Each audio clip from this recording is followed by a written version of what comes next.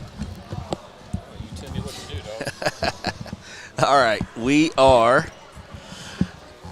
Let's see here. We're doing a live feed. Glad to have you along here on. Let me get Manny where he can hear me. Chad Fox and Manuel Quintero. We are in the Hancock Event Center Tuesday evening. Come on out and enjoy some wrestling. We have never done this before. Chad and Manuel up here in the Hancock Event Center. We're covering Hobart versus Cordell, and we are online. oksports.tv, facebook.com/KTJS1420, and the Hobart Bearcat TV channel, and the Cordell Blue Devil TV channel as well. And junior high first, and it will be Like NZ. okay. Drew Eansy. Okay, he had a forfeit. Logan Taylor with a forfeit at 106.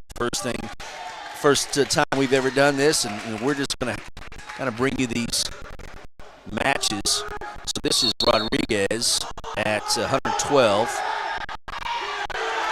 and a junior high match. And we're going to be talking to Manuel. We'll get more into it as we get into some of the high school matches as well. But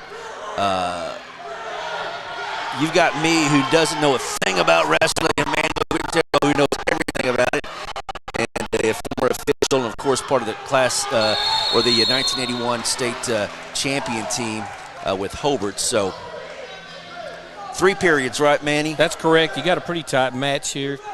Looks like it's 3-2 right now. Okay. 2-2. Okay. One takedown and one reverse. Hobart's on top right now. Okay. And Chad, I'm not 100% sure. This looks like he's wrestling a girl from Cordell. Okay. All right. And so the team scores are at 6 apiece because of the forfeits. Correct. Okay. And so we're tied at 2. Looks like we've got a reverse here. Okay. And she's reversed him into a headlock. He's in a tough spot now. So 2 slaps, got to get the shoulder blade. You got to have a 3 count. 3 count. Exposures based on the past the 45-degree angle, Chad, and if you're past that 45-degree angle for 2 seconds, it's back points, but here is a fall. So okay, this match is over. So how many points? 2 seconds, you're going to get a guaranteed 2 points. If you will hold them for 5 seconds, you receive 3 points near fall if you fail to pin them. Okay, so that was 112. Looks like you're going to have a string of forfeits here. Okay. So at the moment, 12-6 Cordell, but again, yep, you're right, several. I'll walk through a little bit of the team Sure. scores here, Chad. Okay. You know, if you win a match just by points, 8 points, 7 points or less, then you're awarded 3 team points. Okay. And 8 and above to 14, you're awarded 4. There's a headlock right there by the Cordell wrestler. Man. It's worth 2 for a takedown. Getting back exposure now. So Cord up 2-0 here. Yeah, they'll hold the count until after the pin hold is over, Let's see. or until there's a fall. And that match is over. Okay. Then I was discussing, 8 points to 14 points, you're awarded 4 team points for that kind of a victory. And if you win by 15 points or greater, that's considered a technical fall, and you receive 5 team points. Okay, so 18-6 currently. And this is the junior high match. We'll have high school to follow. And like you said, several forfeits. We got to razz Styron because he's supposed to be here. So we'll have to get him next time. Another guy who knows his wrestling stuff. But so now we're going through forfeits. So when do they weigh? you're required to weigh in about an hour before is typically what they'll do, and you can't wrestle for at least 30 minutes. Okay. After weigh-ins are concluded. So guys weigh in. After weigh-in, they've got 30 minutes to eat something. Then within 30 more minutes, they will start loosening up and start the match. Okay.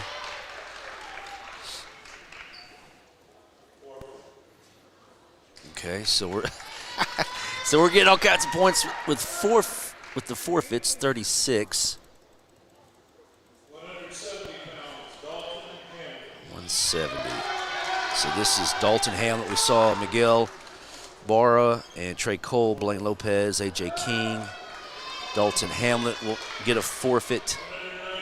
So we're at 195. Shooter Mayhab. Let's see. Shooter's been brought up through our grade school program. Okay. I'm glad he's got a match here. He needs a little wrestling time. And he's going to face Joe Wilson from Cordell. 36-18. The current score. So this is heavyweight in junior high, which, no, it's not. It's 195, excuse me. So 195.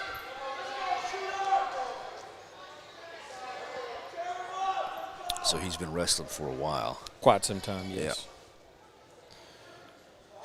These guys will have a little different strategy the heavier you get. They're just not quite as quick and nimble as the smaller guys. You got guys like, what, Michael Scallion and Ian McMurray just laying on you, huh? Yeah. How long is 2 minutes each? Yeah, in junior high, Okay. it's 2, 1.5, 1.5. So that's 3 periods. 3. Okay. 3 1.5s. Okay.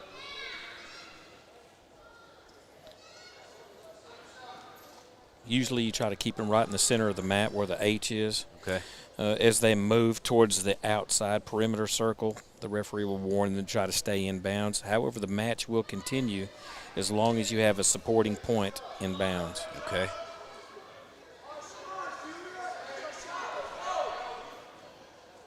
Those guys aware of that? Are they trying to? No, they know that. Yeah. And if you're, continually taking shots like he just did, that's a good near arm far leg, straight to a headlock.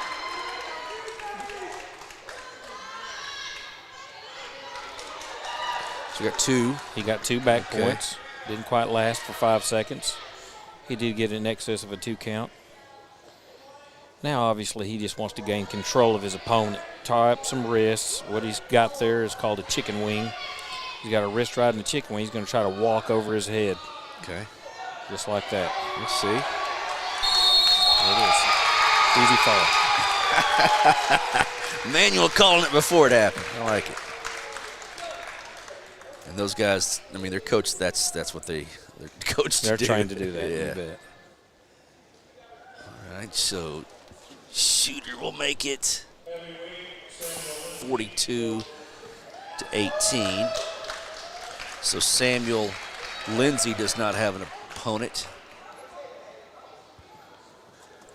Now my guess, Chad, is we'll probably see a series of exhibition matches. And the time for those matches is typically 1-on-1, so you got to get out there and get your business taken care of. Gotcha. You don't have the same time frame that the other wrestlers have. So the final will be 42. Has, as you probably know, a rich wrestling tradition, and it goes way back, 50s and 60s, and of course, rattle off some of the coaches over the history of. Well, I can go back to Harvey Ingalls, one of the first ones, sure. And then Phil Dawkey. Harvey got the program started, and Phil did an outstanding job. Had 3 state champion, I think maybe 2 state championship teams in the mid-'60s. Had a couple of 3-time state champions, Charles Holman and Marshall Alt. Did an outstanding job back in those days, and really helped get the program started. And then for years and years, had a lot of state champions. I'm going to say we probably had somewhere in the neighborhood of 50 state champions or so from our community and our wrestling programs. And anyway, after Phil There was a couple different coaches. Got to Stan Ward in the late 70s, early to mid 80s. Mike Lunsford took over the time frame. We had a guy named Coach Kelly. I can't remember his first name. Was here for a few years, and a short period of time. And then Mark Richards was able to take over at one time. So he held the program for quite some time. And Blaine was a good wrestler. Yeah. This kid. Yeah, Blaine and Aaron were both outstanding wrestlers. Did a great job, both of them.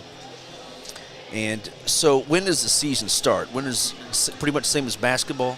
Well, for these junior high guys, it'll start after their last game. That's typically in October, last football game. Okay. And then they'll start working out, and there'll be preseason tournaments that they're able to attend that don't count towards their total matches they can wrestle throughout the course of the regular season. Okay. But the official season will begin December the 1st. Okay. So, remember trips, styles, right, and wrestlers. And then the granddaddy of them all, and I know you've been to many, many of them, is the one at Gary. So is that still going? And still going. Last year, I think, was the first time they were unable to have that, if I'm not mistaken, due to COVID. But they had it this year. Tough tournament. Right. One of the toughest and oldest in the United States. Right. And there's literally, I don't know how many national champions, NCAA national champions, have wrestled in that tournament. Quite a few. Right. And quite a few multi-time Division I NCAA champions wrestled there. So very, very distinguished tournament. How long were you an official? You're going to make me lie to you. I officiated my first match in 1979. No kidding. I was still in. No kidding. I was in the freshman in high school. No kidding. Did you get yelled at by the coaches and all? Yeah, a little bit, but it wasn't too bad. I had my coach that kind of protected me a little bit. But yeah, so that was good. But officiated through college, not all the time in college, but most of college, and then afterwards, just to stay involved. Sure. And about 6 years ago, I stopped officiating. Right. And so the state tournaments, that's at the big house or at the fairgrounds? Correct. Still? Okay. Every year at the end of February, last week in February, they'll have state championships there for all classes.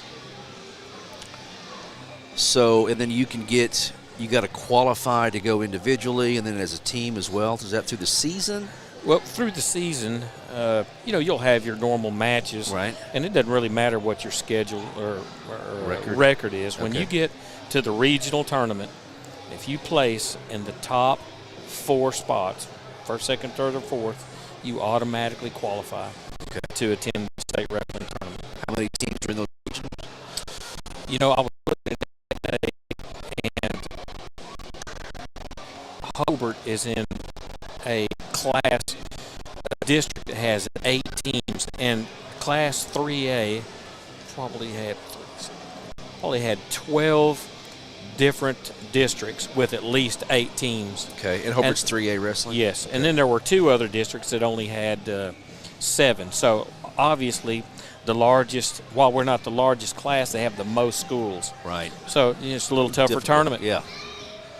Difficult. So if you're just a stud wrestler, though, on maybe a bad team, you can still make it to the state tournament. State That's tournament, correct. And be a state champion. State champion.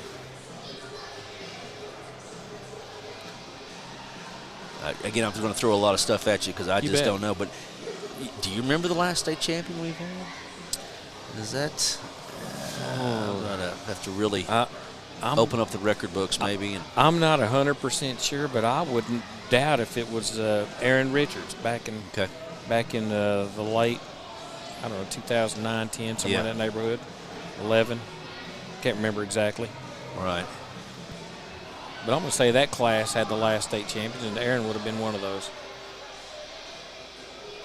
Heck of a wrestler. He was really tough. Yeah. Lower weight guy. What about Klein? Can we dog Klein anyway? Klein was around that. He was around that time frame, too, and he was really a scrappy kid, too. Yeah. He did a good job. Sitting here thinking about it, James Ledford may have been one of those, too. Sure, that's right. He was right there in that same group.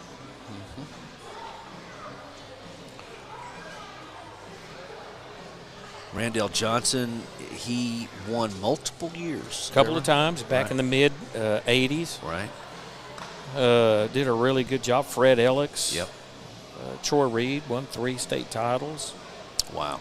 You had Jim Ard and Earl Harris, Brad Colson. I was talking with our friend Wes Moore a little bit earlier, and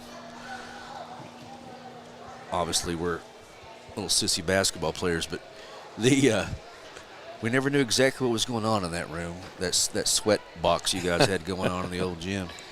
But you always walk out, these guys trying to make weight and everything, and that can be difficult as well. Well, in the back in those days, it wasn't quite as regulated in the rules as it is now. It's kind of like a sauna. We'd go back there in the sauna, and you literally drop to a certain way. You'd sit there and just count the drips off your nose. And after you had so many drips, you'd jump up and do push-ups and sit-ups and sit back down and count the drips. Were you constantly weighing or not? Is that not really you knew where you needed to. Your body knew where. Yeah, you'd stay there for so long, and then you had to get out, And then are you always trying to drop, or some people trying to get up? No, some would try to get up. I saw guys wrestle or weigh in with all their clothes on, so. Just to get to that spot. Okay. Some could do it that way, and some really had to regulate what they eat, watch themselves. Right. I can tell you one thing. Kevin Wattenbarger would not make weight now. No, I'm messing with you, Kevin. He's a good friend of mine. Kevin was here about 2 weeks ago officiating a match. Was he? Yeah. No kidding. So it was good to see him that day. Kevin, I didn't say that. That was Chad. You come looking for me. That's all right. No, I'm messing with you. I weighed 90 pounds soaking wet back then, so not so much now. But so it's. Man, I tell you what, though, it's good, though, for these kids. I mean, we talked about it off the air. It's good for other sports. Keep these kids active and, not out of trouble, but just keep them something to do and to work, stay in shape and represent your communities. Hey, I'll guarantee if you've got a high-strung child, this is where you need to have them. Right. I mean, this would take a little bit of the vinegar at them by the evening. And it takes some work to do this, and that's why it's a lot more difficult to keep these programs going. It's real easy to say, Coach, can somebody come tag me in because I'm tired? Right. And you can't do that here. Right. You can lay down. Nobody wants to see you lay down on your back. Right. To the football program. I don't know if you can out there on the wall and you see all those state championships. Base Caden Baker. And that is at 145. 152, Jamarcus Dye will face Billy Scott. And then at 160, Rhett Madden will get a forfeit. 170, Luke Tacker.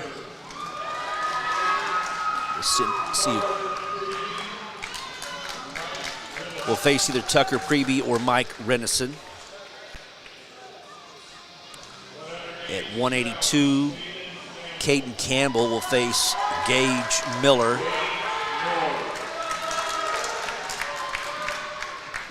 195, Shelton Morris will face Lewis Lloyd.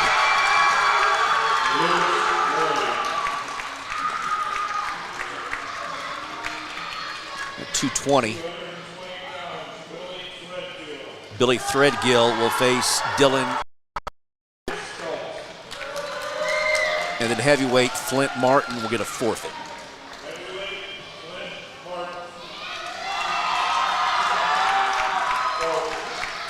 So this is high school.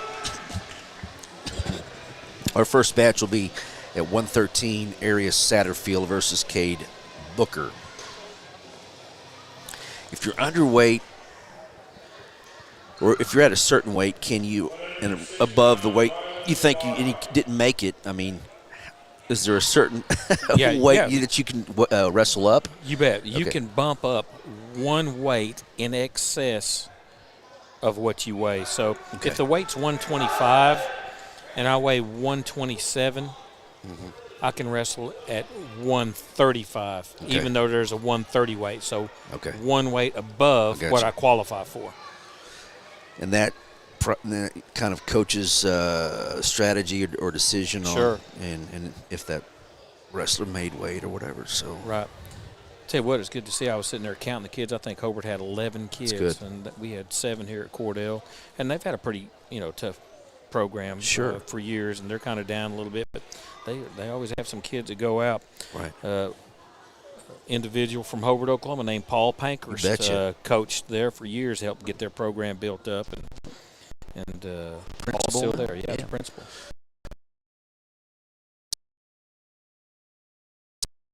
Up there at Cordell. So what's the official doing now?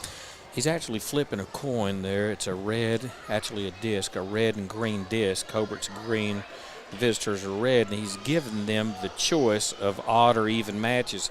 So, like the very first match that comes out, this Wybera kid's fixing to come out, and it's the first match, so it's an odd match, number 1. Okay. If he had a match, if we made it into the second period, he'd have his choice of deciding whether he wanted top, bottom, or deferring or picking neutral. Gotcha. So it makes a little bit of a difference sometimes when when you got tough, full teams, it makes a big difference. Right. Who gets the choice?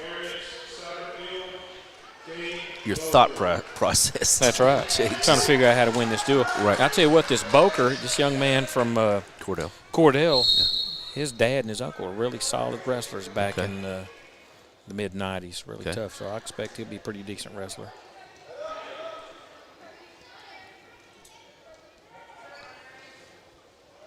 Wybera there's got to commit to that shot. Here comes a headlock. So pretty much you get in a headlock, you're in a bad spot. You're in a bad spot, yep. You're in a bad spot.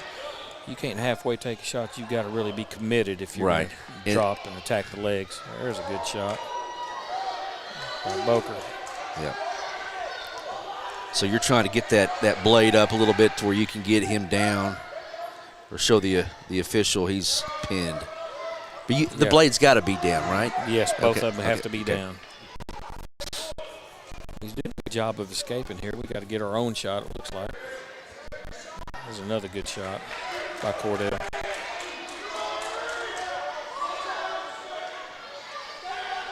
And all the hand signals, he's just counting. He's counting those 5 seconds off. And it starts over.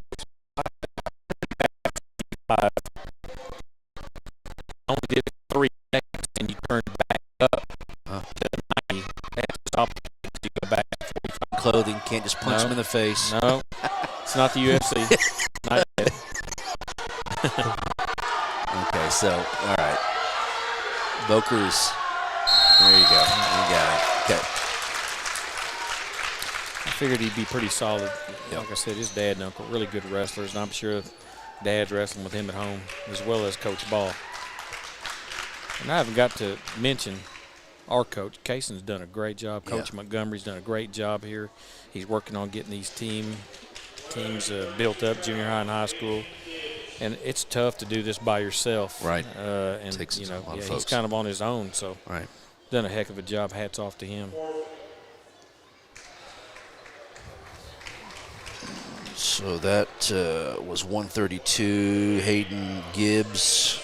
Now Trey Self at 138. We'll get a forfeit, and their next match will be 145. Get another dumb question. Have the weights stayed the same over the years? Did they change those? About 12 years ago they changed. Might have been 15 years ago. I can't even recall now, but they changed quite some time ago. And they've kept this same group of weights for some time now in Oklahoma. There's actually 3 different sets of weights that they could choose, the associations, and Oklahoma has chosen the one that we currently use, and it's been the same one for years. And when I say 3, there's one for girls as well. Okay. So Kansas might have one, Texas might have a set. Just wherever you go wrestle, that's where they use. Again, for Hobart here is Davis Rentz and then Caden Baker for Cordell in a match. See both guys here posturing up, trying to get some control so they can get a shot in to attack the other opponent's legs and get him to the mat. So trying to grab the back of the head. They're trying to grab the arms just to get control. And then set up a shot and set move. up a shot, yeah. And by the way, we haven't discussed this, but, takedowns, you gain control of your opponent, you take him down, set his hips on the mat, have control of him, you're awarded 2 points for a takedown. And we've seen several steps where he's in on a shot right now. Yeah. Didn't finish up there. You get away after you've been in control of it, it's worth 1 point with your feet and in a neutral position.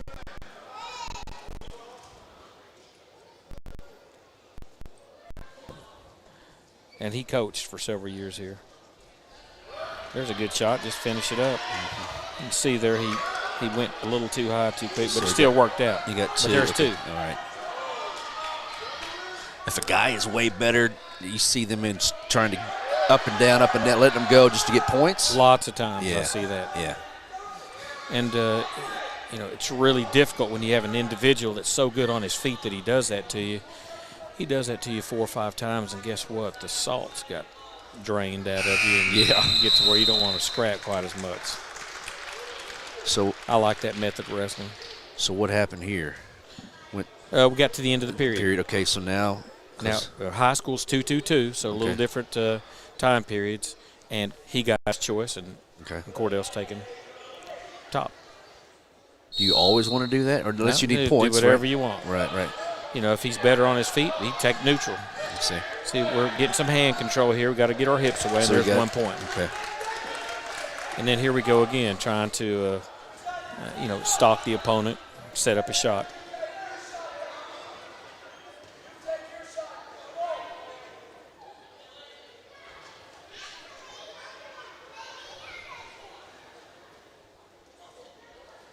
There you go. Keep driving. Finish up there. And took him straight to his back. So that's 2.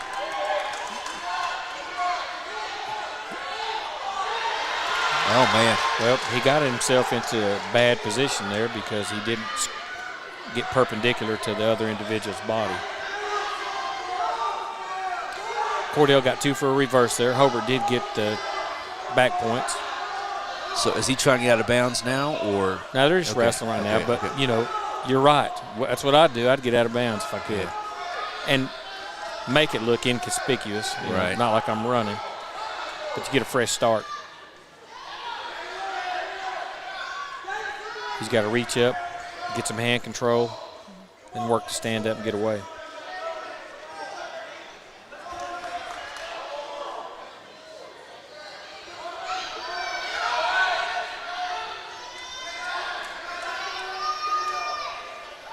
Okay.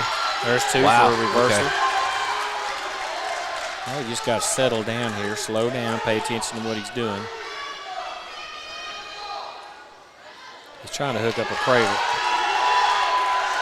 Got him straight to his back. Fall.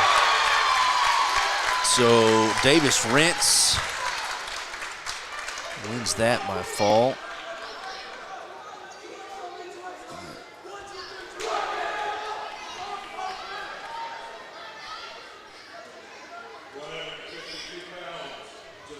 This young man, I wish he'd been here for several more years. Jamarcus Dye. Right. Pretty aggressive kid. He'll come after you and wrestle. He's has a real high motor. Facing Billy Scott from There's Cordell. A good shot right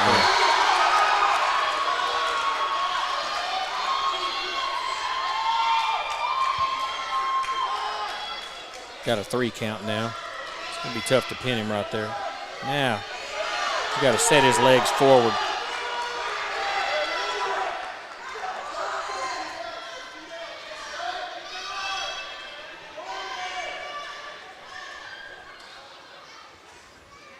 Have you seen some? There's a fall.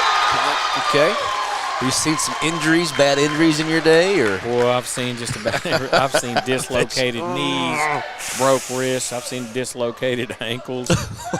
I've seen just some things I can't even tell. Yeah. Dislocated fingers. There's a kid. I was in Stroud, Oklahoma one year. calling a regional tournament, and young man dislocated his knee, and it looked horrible. And I just kind of stayed over the top of him so he wouldn't try to look at his leg. Yeah.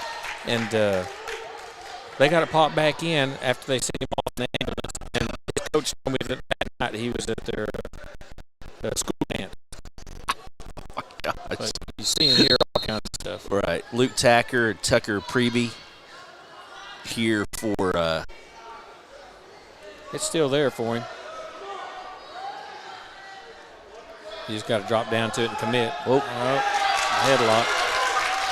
The headlock seems to be a curse today, doesn't it? It does. Seen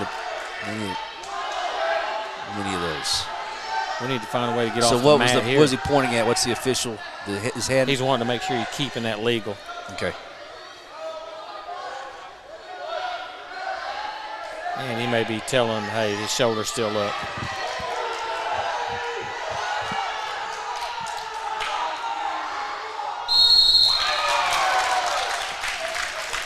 Well, he was doing a pretty good job, just got caught in a bad spot. Right.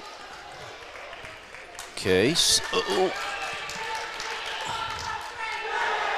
how many points would that give Cordell on the fall? 6? 6 points. Okay.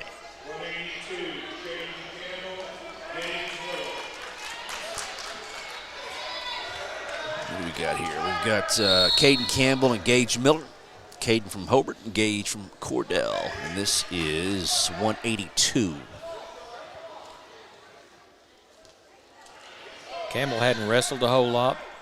He really has some try in him, but you can tell the other young man's experience. Yeah, you can tell. Yeah.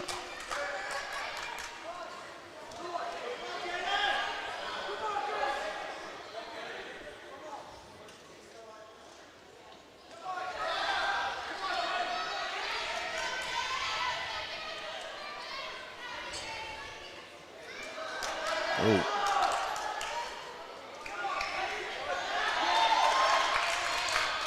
So we got more points. Got some back points there. Looks like he got probably a 3 count or so.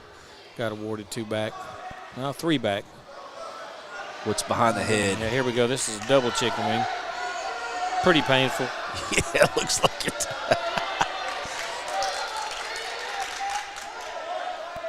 But he's still fighting it, so that's what you got to like about him. Golly.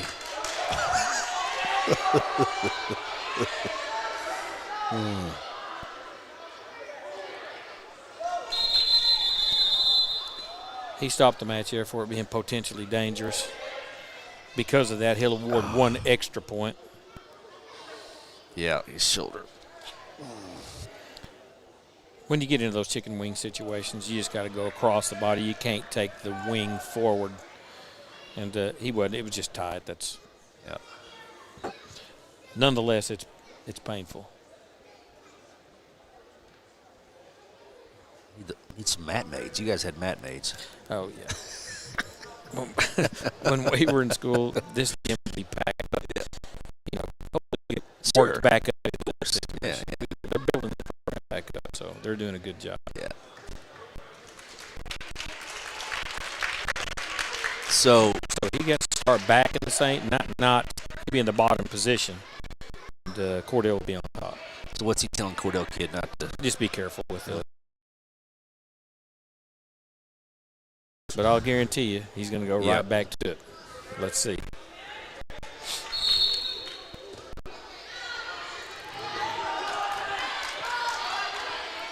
No, he's going to go into something else. So you're trying to stay low and wide? Oh, gosh.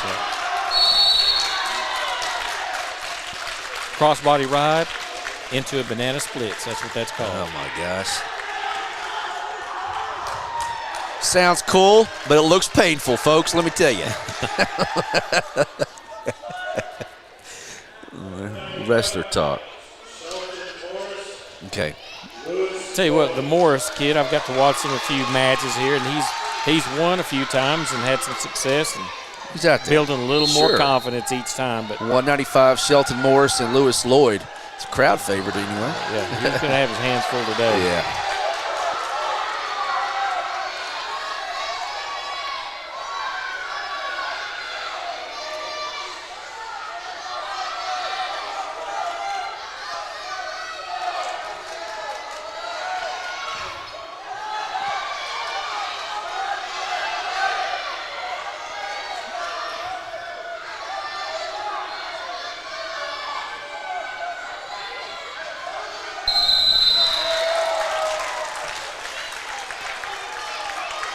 Yeah, that's a good-looking athlete for Cordell. Yeah, him and the last one really did a good job, Yeah. didn't they? Lewis Lloyd. Congratulations to Lewis Lloyd. So at 220, Billy Threadgill and Dylan Stoltz. This is at 220.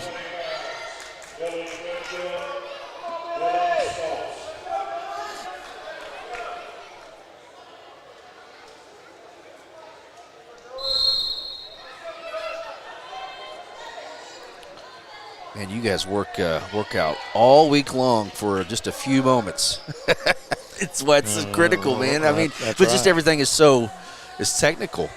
I mean, if there's, I guess what I'm saying, there's a lot more thought going into a lot of these stuff too. Yeah, you can't reach over the top like he just did. Yeah, I reach over his head, you're going to go to your back most of the time, or get taken down just like that. So we got two. You can tell he doesn't have quite as much experience, Sure. but hey, he's out here trying. Yeah.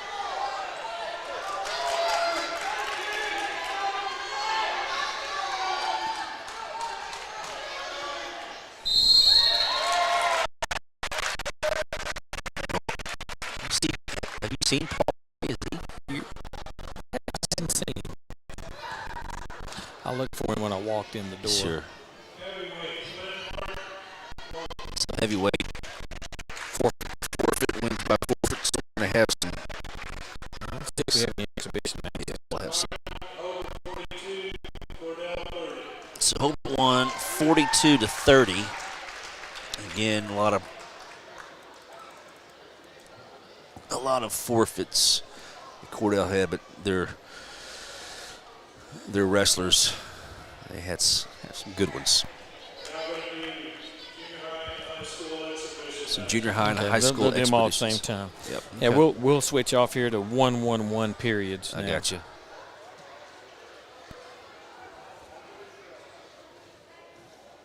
So the team scoring, it doesn't factor a lot into. Well, I'll tell you where the team scoring comes into play. Okay. You wrestle these dual matches, and about, I don't know, maybe 25, 30 years ago probably, I can't remember, they implemented dual team state. So you could be a dual team state champion. Right. And so you keep track of these scores, and if you are in the top two in your district, you end up getting to go to dual state. And I'm just stating that. It's probably not exactly like that. But if you qualify for dual state because you've won enough dual matches, then you'll go to the dual state tournament, and it'll be literally 8 teams, and you'll duel your way down to the final 2 teams, and you win the dual match, and you're the dual team state champion. Gotcha. So they keep track of that because of that. And, you know, in the old days when they didn't have dual state, well, it was for rankings, trying to rank all the teams in the different districts and compare them to how they wrestle against, you know, other members in other districts and so on. Okay. Going to have a couple of junior high kids here, exhibition. It's like a couple little guys here. Maybe 80-pounders.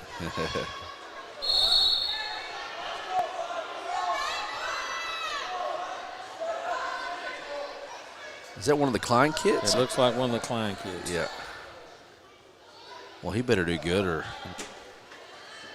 Ryan's going to get after him. Dad might be out there on the mat getting after him. Yeah, I think I've seen your coach, Stan Ward, come out of some of those practices. He probably just didn't have a shirt and he had slacks on. There you go. You know, he's doing a good job right here. What you should do. You got some hand control. You got a half. You got back behind him. Now you get back and get some hand control. I'm trying to get a cradle there. Still trying to get a cradle. There he goes. He's about to hook it up. Ran out of time. All right, gotcha. So now we're flipping. Yeah, since, we're not actually in a dual match now. He's just going to flip it. And red or green gets the choice.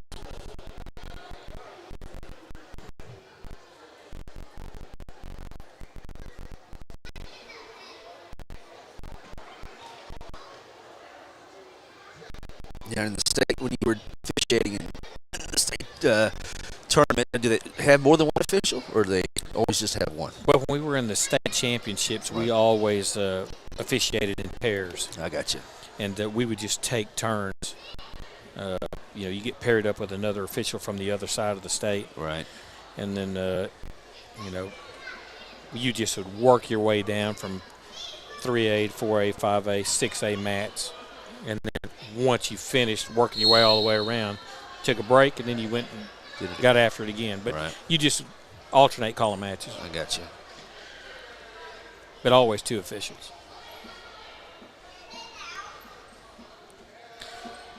You get to places, when you get to the finals, lots of times at almost all tournaments anymore, they make sure that the rotations, nobody got breaks, and so you'd always have 2 officials calling in the championship matches.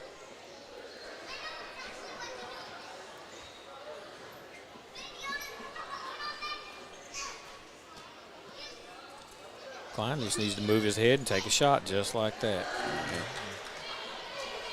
And needs to bar up that wrist. Get underneath his arm there.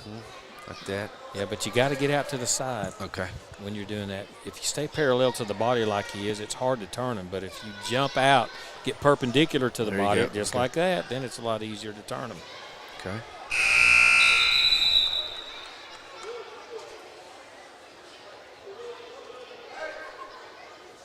It's some of those things that we were talking about earlier. You get them to the junior high level and you start teaching them the technique that you want them to follow, just like that. Don't stay parallel to his body. Get perpendicular to him, and then you can turn him. And so a bunch of those little details is what you want them to pick up while they're in junior high. Right. And that way the coach is not trying to teach them that kind of stuff, but because it's going to really happen a lot faster and everything. That's right. And everything's going to be quicker. You can see Brian over there at the scorer's table. You usually tell parents when their kids are out there. Doing a good job here. He's looking for a head and a leg, which is a great. He's a big head up, look up if you can.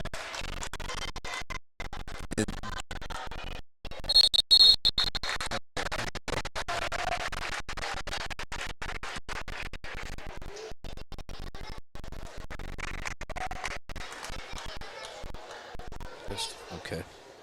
Andres Rodriguez. Okay. Andreas. Okay.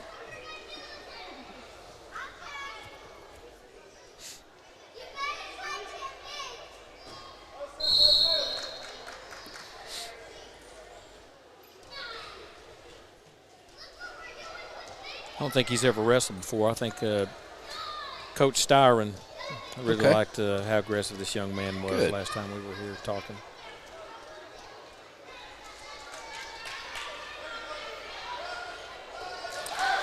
You get in a position like that, you've got to get your hips back just like that and down. You can't reach around that body like you just there to expose your legs. Yep.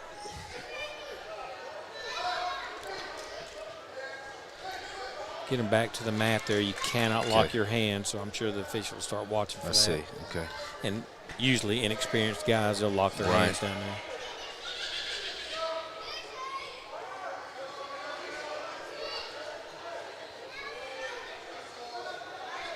And the guy on bottom is just trying to stiffen up. Yeah, he really ought to get warned for stalling. The way you put your elbows in like that, you're not trying to wrestle. But these guys are trying to learn, so they're not being too tough on them.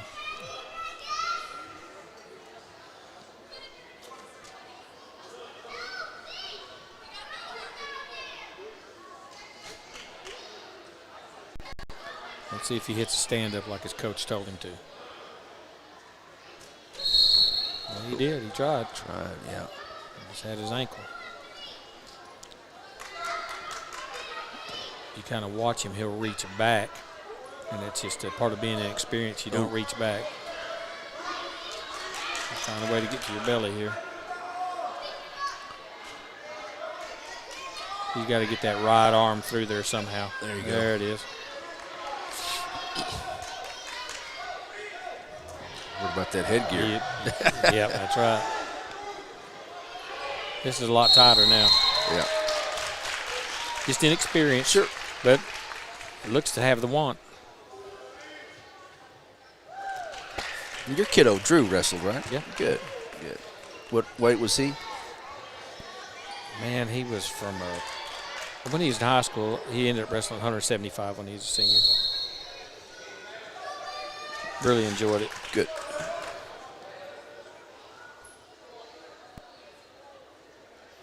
This is the young lady I wrestled earlier. Yeah. She's wrestling here. She's trying to back heel that leg and secure that takedown.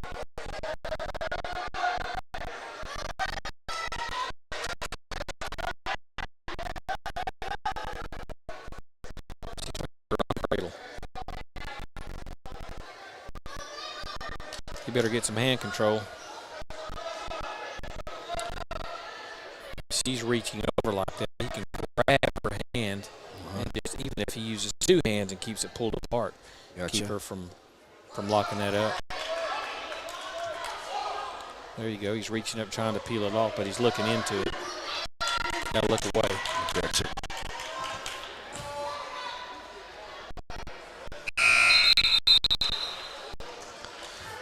So what, you got 3? Is that what he's saying? Got 3 back points. Okay. He's going to defer. And Cordell is going to take neutral. They're saying they think they can take him down again. Got to be ready to sprawl. She's moving him around pretty good. Uh-oh, headlock.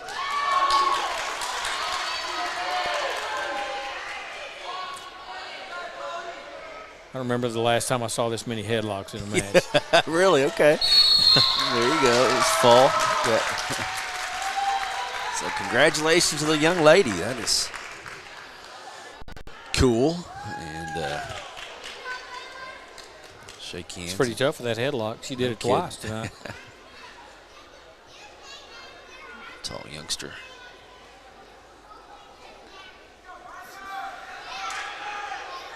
Got here.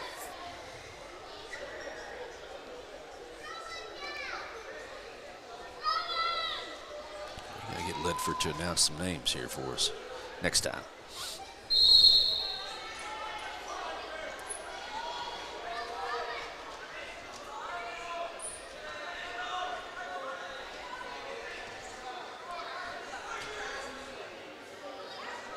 You know, one thing you got to learn here is it's really difficult to take somebody down when you're ear to ear with them. So move that head, Right. move his upper body. When he pops up, take that shot. But when you tie up ear to ear, it's hard to penetrate. I've got to make it past his head, then past his chest, then past his midsection to get to his hips. Yep. Making the travel a little bit more difficult. Yeah.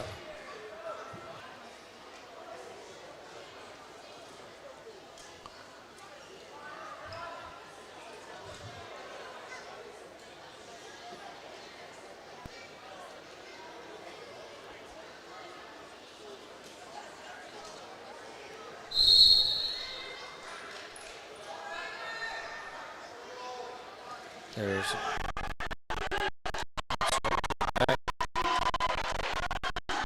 nice little head snap straight back.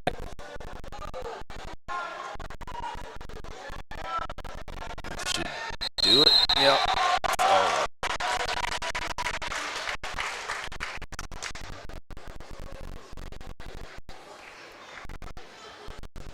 For me, Last week when they said something about it, they said Hobart was wrestling Comanche. Right. And I thought, man, that's a tough matchup. Huh? I sure would hate for them to have to wrestle Comanche, and that'd be the first one that we carry. Yeah. Yeah. It's going to be at Comanche Thursday, I was told. That is a tough team. Yeah, I got you. I mean, they'll press for the state title this year.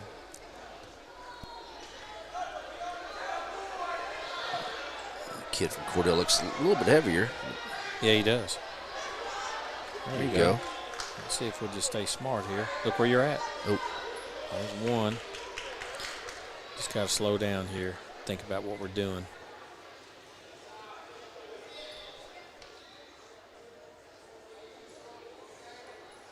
It's a pretty tall, rangy kid, isn't he? Yeah. So taller kids, they find it more difficult because your legs exposed? Not okay. really. I mean, okay. they got a lot of leverage. Right. But also, if you don't have enough quickness, just like this, he just showed here, they can attack your legs really quick.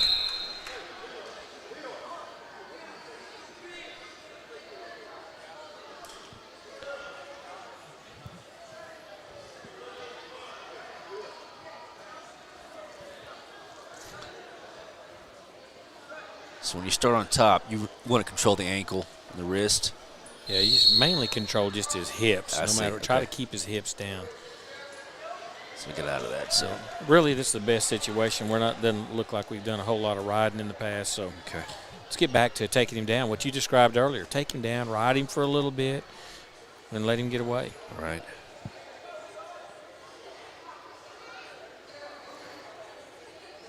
Oh, I was trying to get a headlock again. Yeah. Get out of those tie-ups. We don't need that. We just need another single leg.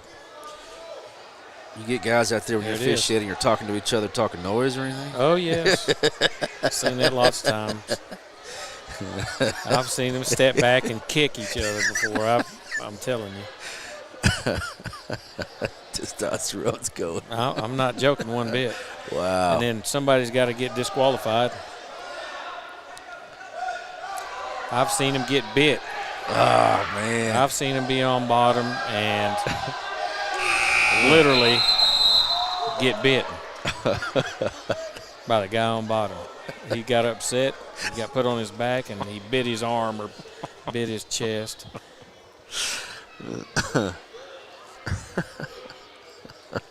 I could tell you endless stories. We get technical in basketball. I just gets points in wrestling. And, if that occurs, it's automatic disqualification. I got you. Okay. See, we cannot look into those. We've got to look away, and this is why we don't want to be down. We could be wrestling on our feet trying to win. You're making your body more susceptible to easier to maneuver. I got you. See, winning the match there 5-2 and get pinned. Just he'll get better.